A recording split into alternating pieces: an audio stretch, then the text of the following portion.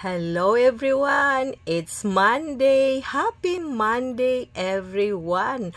Usapang beauty tips muna tayo from Idol Linda. Ano-ano ba ang klase ng beauty tips? Ngayon, pag-usapan natin ang tungkol sa ating buhok.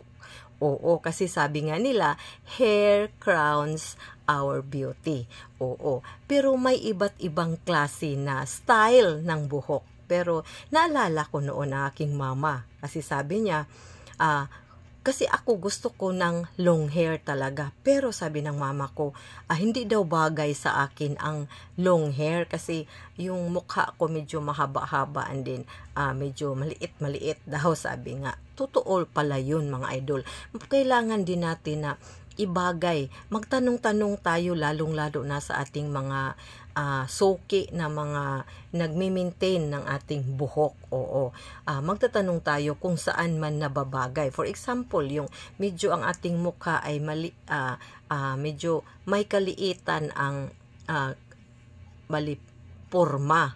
So, yun pala bagay pala doon ang short hair. Oo, kasi pag long hair tayo, mas lalong medyo lumiit ang ating mukha. So, kailangan na ang ating buhok ay medyo maiksi. Oo, lalong-lalo na pag may edad na tayo.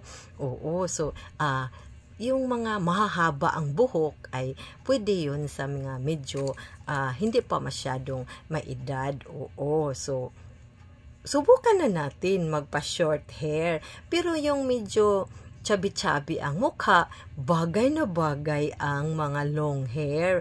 O di ba suggestion lang naman ito mga idol tungkol sa ating hair.